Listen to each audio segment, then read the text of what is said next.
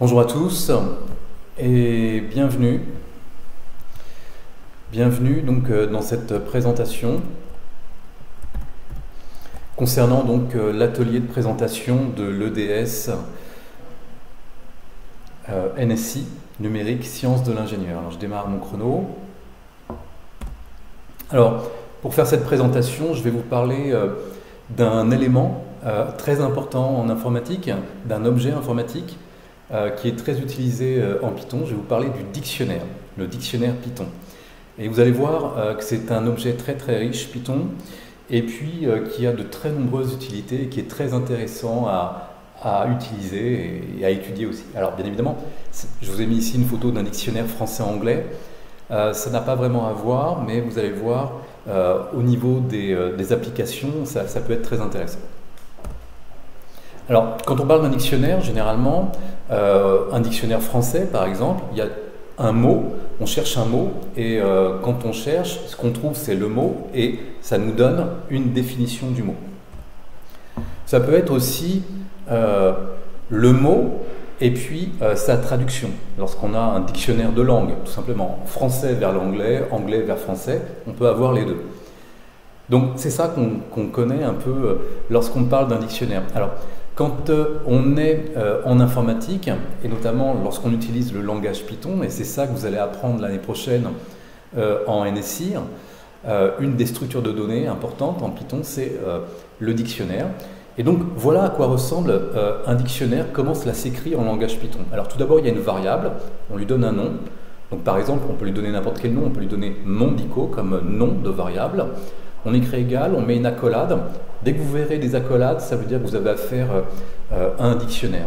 Et puis, on va lui donner le mot qu'on veut définir. Ce que l'on veut définir ici, c'est une clé. Alors, ça peut être n'importe quoi. Par exemple, on veut définir le mot parachute.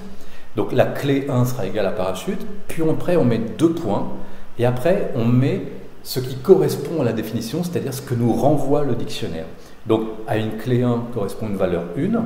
À une clé 2 correspond une valeur 2, et vous voyez à chaque fois qu'on change d'item, c'est-à-dire de mot à définir, on met une virgule, on met une autre virgule, etc. On peut continuer avec les 3, valeur 3, et puis à la fin, on ferme bien sûr les accolades pour dire que le dictionnaire est fini. Donc voilà, c'est exactement comme ça qu'on va définir un dictionnaire en langage Python.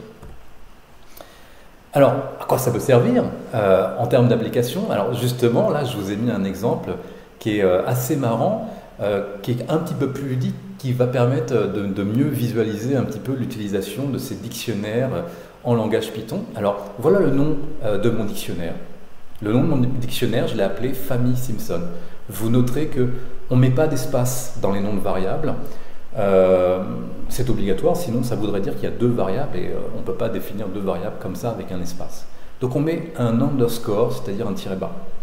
Donc le nom de la variable, c'est-à-dire ici mon dictionnaire, égale l'accolade pour dire que c'est un dictionnaire. Et puis je commence à écrire ma première clé, d'accord? La clé 1. La clé 1, il se trouve que c'est un mot, c'est une chaîne de caractères, donc on met toujours les chaînes de caractères entre guillemets. Alors je commence, voilà. La première personne qui est dans la famille Simpson, il y a le père. Donc j'écris, entre guillemets, j'écris père. Et puis, ce que je veux, c'est que mon dictionnaire me dise qui est le père. Un peu comme dans le jeu des 7 familles. Dans la famille Simpson, je veux le père. Et lui, il me répond Homer. Donc voilà ce qu'il va répondre. Valeur 1, il va me répondre la chaîne de caractères, donc guillemets, il va me répondre Homer. Et je passe à la clé suivante. La clé mère, il va me répondre Marge, le fils Bart, la fille Lisa, le bébé Maggie, le grand-père, grand-père. Je ne suis pas sûr du nom du grand-père, mais bon, voilà.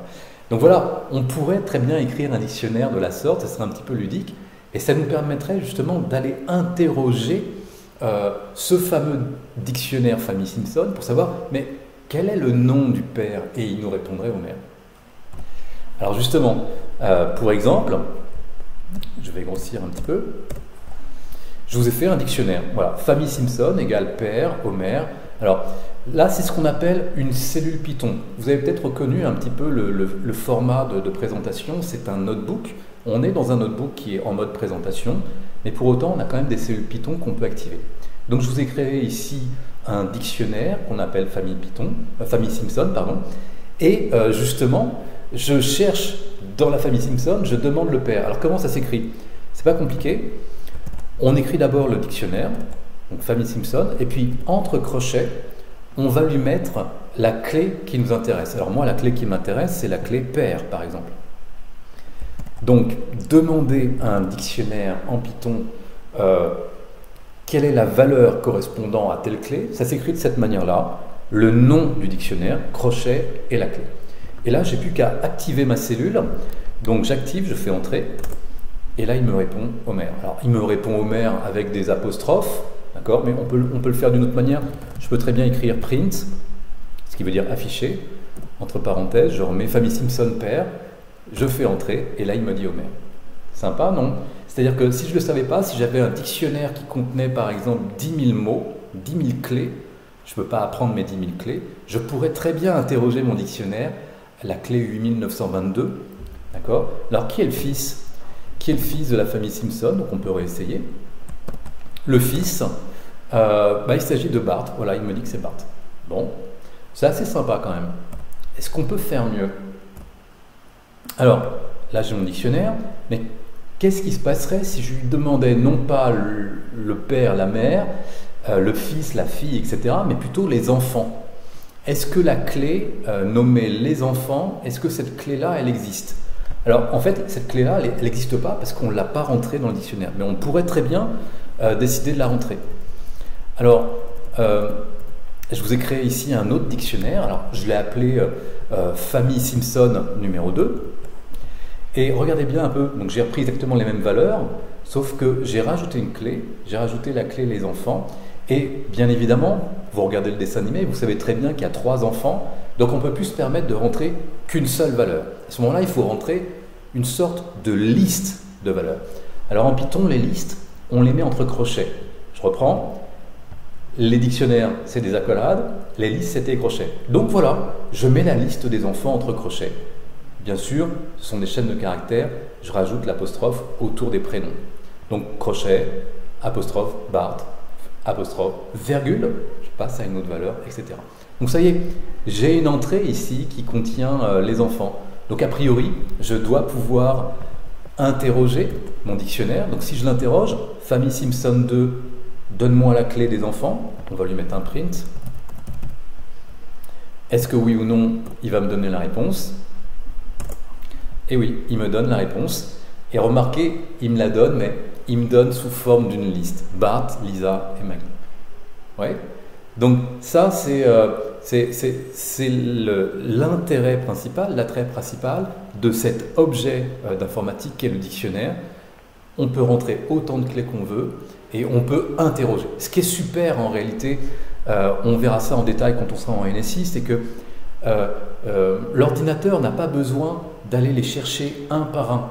Il n'a pas besoin d'aller prendre le premier mot du dictionnaire, puis le deuxième, puis le troisième, parce que s'il y avait 10 000 mots, ça prendrait énormément de temps. Quand vous avez un dictionnaire, en fait, vous lui donnez une clé, il la trouve tout de suite, il regarde sa valeur. C'est pas pareil quand on a une liste. Si vous lui demandez d'aller chercher est-ce qu'il y a le mot chien dans une liste, il va être obligé de regarder un par un les éléments depuis le début pour aller chercher effectivement s'il y a le mot que vous cherchez. Donc ça, c'est très intéressant, c'est les propriétés d'un dictionnaire. Et donc voilà une sorte d'application. Alors j'en profite pour vous dire que quand vous serez en NSI, il y aura un quart de l'année de première, mais aussi un quart de l'année de terminale, où vous devrez faire des projets qui utilisent ce qu'on aura appris en informatique, mais des projets ludiques, vos projets qui vous intéresseront. Donc voilà une forme, pourquoi pas, de projet, de créer un jeu des 7 familles par exemple. Oui, ça peut être une idée, en utilisant pourquoi pas un dictionnaire. Alors, ce qu'on pourrait faire, parce que bon, ici c'est en format texte qu'on a la réponse, c'est-à-dire quand je lui demande le fils, il me répond que c'est Bart. Mais ce qui serait intéressant, c'est qu'il me renvoie l'image de Bart. Ça aussi serait intéressant. Alors je vais sortir un petit peu de mon diaporama pour vous montrer ça. Est-ce qu'on peut lui demander de nous renvoyer l'image de Bart? Alors là, je vous ai créé un petit... je vais zoomer un petit peu pour vous montrer. Ici. Je vous ai créé un petit programme ici. Et ce petit programme, je vais vous l'expliquer très rapidement, ce qu'il fait. J'arrive à zoomer dessus. Voilà. Au départ, il y a des imports. Alors ces imports vont nous permettre d'afficher l'image. Donc je vous en parle pas. Ici, vous retrouvez le fameux dictionnaire. Et puis, j'ai créé ce qu'on appelle une fonction. La fonction « je demande ». Dans la famille, regardez bien, c'est écrit. Dans la famille, je lui donne le nom de la famille. Par exemple, dans la famille Simpson. Donc il comprend que la famille, c'est la famille Simpson. Je demande le personnage. Et là, je demande le père. Donc il comprend que personnage égale père. Et il utilise la fonction « je demande ». Et quand je vais écrire « je demande », alors je vous montre ce que je demande, ici, je demande famille Simpson quelque chose, alors je vais lui mettre « je demande le père », et bien à ce moment-là, ce que j'attends, c'est qu'ils me disent « Homer », mais qu'en plus, ils me mettent la photo de Homer. Alors comment ça se passe ici? Eh bien tout simplement, il va chercher d'abord si on est dans la bonne famille, donc si famille égale famille Simpson 2, et ce qu'il va faire, en fait, c'est que il va repérer. Alors, où est-ce qu'il l'imprime? C'est ici, regardez, ImShow. Donc, ImShow, en fait, c'est une fonction du module Matplotlib qui permet d'afficher une image. Donc, il va afficher le personnage, ici. Le dessin, pardon. Et à quoi est égal le dessin? Le dessin, c'est ici. C'est l'image qui a été lue à telle adresse. Et où se trouve l'adresse? Eh bien, l'adresse, c'est le nom de mon personnage, donc père, si j'écris père, plus, entre guillemets, .jpeg. Donc, autrement dit, dans mon dossier, je vais vous montrer, dans mon dossier, regardez ici, là, il y a un fichier qui s'appelle homer.jpg. Donc, quand je vais lui écrire père, eh bien, il va aller me chercher justement le personnage qui s'appelle homer.jpg et il va me le présenter. Je vous montre à quoi ça ressemble. Donc d'abord on active cette cellule. Voilà, c'est fait, ça a été activé. Je vérifie, oui, ça a été activé. Et ensuite je lui demande le père. Donc je lui demande le père et il me présente le père. Donc dans la famille Simpson, je demande le père. On peut lui demander, je demande la mère. Il présente la mère. Si je lui dis, dans la famille Simpson 2, je veux les enfants. Rappelez-vous, hein, les enfants, c'était pas dans la famille Simpson. C'était dans la deuxième. Donc je demande les enfants et il me montre les enfants. Alors c'est peut-être pas assez gros. Voilà. Voilà les enfants. Donc vous voyez, on peut très bien, avec un dictionnaire, parce que là aussi j'utilise un dictionnaire, non pas renvoyer du texte. Vous me direz, il renvoie le texte, hein, parce qu'il me met le titre de la photo. Donc on peut très bien renvoyer le texte, mais on peut aussi renvoyer une photo. Donc, le dictionnaire, c'est ça, c'est vous donner une entrée à votre ordinateur et il vous donne une sortie. Okay, ça, c'est absolument très intéressant comme objet informatique. On va continuer un petit peu. Je vais vous montrer d'autres intérêts, d'autres fonctions très intéressantes. Je vous avais mis en entrée, je regarde, on est à 12 minutes, je vous avais mis en entrée de cette présentation la photo d'un dictionnaire français-anglais. Alors, est-ce qu'on ne pourrait pas justement faire un dictionnaire français-anglais? Ce serait quand même assez génial. Eh bien oui, on peut le faire, voilà, ça sert à ça. Donc regardez ici, je mets une entrée, je mets un mot en français, bonjour, et puis la valeur qui va me retourner, que l'ordinateur va me retourner, je lui ai écrit la traduction du mot français, donc je lui ai écrit hello. De même, j'écris école, et la traduction, je lui mets school. Est-ce qu'on va pouvoir se servir de ça comme d'un dictionnaire? Est-ce qu'on peut avoir un dictionnaire français-anglais sur son ordinateur? Bien sûr qu'on peut, la réponse est oui. Donc je vous montre, voilà, j'ai créé un dictionnaire français-anglais. Alors bon, il est tout petit, hein. Il y a écrit bonjour, hello, école, school, voiture, car, etc. On peut demander une traduction du français vers l'anglais. Comment on fait? Comme tout à l'heure. Donc je récupère le nom de mon dico, je pose mon dico, j'ouvre mes crochets et puis je lui demande une clé. Alors la clé, par exemple, bonjour. Je le mets entre crochets. Alors, si je veux, je fais un print pour l'afficher. Voilà. Et puis j'active ma cellule, je la lance et il me répond hello. Génial, non? Si je lui mets école, ici, entre les crochets, je mets école et j'ai school. Donc voilà, le dictionnaire permet de retrouver des éléments. Je lui donne un élément, il me donne un autre élément, d'accord? Mais ça peut aussi bien marcher pour un jeu de cette famille, par exemple, que pour un dictionnaire. Donc c'est assez sympa quand même. Mais bien évidemment, quand on a un dictionnaire français-anglais, ce qui serait sympa aussi, c'est d'avoir le dictionnaire anglais-français. Est-ce que c'est possible? Oui, c'est tout à fait possible. Alors, on a notre premier dictionnaire français-anglais, on va essayer de l'inverser. Est-ce qu'on peut dire à Python, la clé et la valeur, en fait, tu les inverses. La valeur devient la clé devient la valeur. C'est tout à fait possible. C'est une manip un peu particulière qui s'appelle la création d'un dictionnaire par compréhension. C'est une méthodologie qu'on verra au milieu de la classe de première. C'est un petit peu plus complexe, mais en gros, pour vous dire, on crée un dictionnaire, donc je l'appelle Dico anglais-français, et je lui dis, il va y avoir des éléments qu'on va appeler valeurs clés, sachant que ça vient d'un couple clé-valeur qui est pris dans les items du dictionnaire français-anglais. Je pense que vous n'avez pas suivi, mais peut-être pas tout compris, mais en gros, on regarde la clé et la valeur du dictionnaire, et on les inverse. Et on crée un nouveau dictionnaire. Et puis de nouveau, on va voir un nouveau couple de clés-valeurs, on les inverse et on les rajoute dans notre dictionnaire. Et on fait ça en boucle, seulement ça s'écrit en une seule ligne. C'est totalement magique, ça s'appelle créer en mode compréhension. Je l'active. Je l'ai lancé, il m'a dit qu'il n'y avait pas de problème. Je lui dis, bah tiens, tu me le printes. J'aimerais voir à quoi ça ressemble mon dictionnaire anglais-français. Je le mets dedans, ici. Et voilà. Et vous avez vu, il m'a mis les valeurs pour clés. Donc, hello correspond à bonjour, school correspond à école, etc. C'est sympa, non? Donc voilà, on peut très bien créer des dictionnaires dans toutes les langues, en fait. Ça vous permet de réviser vos langues dans un sens comme dans l'autre. C'est vrai, il faut écrire. C'est un petit peu embêtant d'écrire quand même. Est-ce qu'il n'y aurait pas un autre moyen finalement? Eh bien oui, il y a un autre moyen. On peut tout à fait faire autrement. On peut par exemple décider, alors je vais sortir de là, on peut tout à fait par exemple décider d'écrire un code. Alors là je vous ai écrit un code, je ne vais pas vous le décrire, hein, mais en gros c'est un code qui va m'écouter parler et puis une fois que j'aurai parlé, il va aller faire de la reconnaissance vocale en passant par Google. Il va me renvoyer le résultat, sans me le dire, et puis il va aller chercher la clé que j'ai parlé, et il va me renvoyer la valeur en parlant cette valeur. Allez, on va essayer. Donc je vais activer, alors mon code il est ici, je vais activer ce code, c'est parti. Je vous écoute. Bonjour. Hello. Je vous écoute. Fleur. Flower. Je vous écoute. Flower.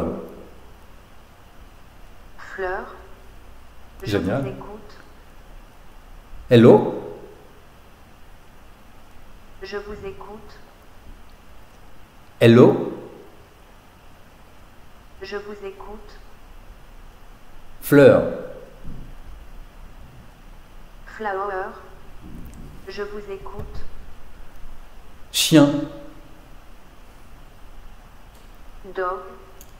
Je vous écoute. Dog. Je vous écoute. Dog. Chien. Je vous écoute. Stop. Au revoir. Et voilà, vous avez vu, j'espère que vous avez aimé la démonstration à la volée. Effectivement, un dictionnaire français-anglais, anglais-français, rien qu'à l'écoute. C'est-à-dire que l'ordinateur, il ouvre ses micros. Moi, j'ai réglé à 3 secondes, donc j'ai 3 secondes pour parler. Je parle, il envoie ce qu'il a entendu. Donc, déjà, il crée un fichier audio qu'il enregistre sur l'ordinateur. Ensuite, ce fichier audio, il l'envoie via Internet à Google. Google, avec un module de reconnaissance, va écouter mes paroles et va les reconnaître en français ou en anglais. Et il va me renvoyer le résultat qu'il a entendu. Le résultat qu'il a entendu, et c'est là qu'intervient le dictionnaire, eh bien je m'en sers comme clé. Et mon dictionnaire me renvoie la valeur et le dictionnaire va prononcer le résultat de la valeur. C'est génial, non? Donc voilà, un dictionnaire, on peut avoir des informations et les récupérer de manière textuelle, mais on peut aussi s'en servir, pourquoi pas, pour interagir tout simplement. C'est une interface homme-machine de manière vocale. C'est assez sympa, je trouve. Bon. Et si jamais je vous proposais un script, un algorithme pour essayer de vous aider à apprendre vos cours? On en est à 19 minutes. Est-ce que c'est possible de créer un script pour essayer d'apprendre vos cours? Oui, c'est tout à fait possible et je vous en ai créé un. Donc voilà, je vais vous... Alors ça c'est mon script. Je ne vous le montre pas en détail, mais c'est un peu le même système que ce que je viens de vous montrer là, sauf que dans un premier temps, vous allez voir, il va me demander si je veux rentrer des questions ou si je veux être interrogé sur mon cours. Donc au départ, je vais lui proposer de construire le dictionnaire. Donc oralement, je vais construire le dictionnaire. Puis après, je vais lui demander d'être interrogé. Il va aller chercher chacune des questions, c'est-à-dire les clés, dans le dictionnaire. Et moi, oralement, je vais lui donner les réponses et il va me dire si la réponse est bonne. Vous êtes prêts? Allez, c'est parti, on va voir ça. On lance. Voulez-vous enregistrer votre cours ou être interrogé? Je vous écoute. Enregistrer. Question 1. Je vous écoute. Date, chute du mur de Berlin. Réponse 1. Je vous écoute. 1989. Question 2. Je vous écoute. Date, Révolution française. Réponse 2. Je vous écoute. 1789. Question 3. Je vous écoute. Date, premier pas sur la Lune. Réponse 3. Je vous écoute. 1969. Question 4. Je vous écoute. Stop. Fin d'enregistrement du cours. Voulez-vous enregistrer votre cours ou être interrogé? Je vous écoute. Interroger. Question 1. Chute du mur de Berlin. Je vous écoute. 1989. Bonne réponse. Question 2.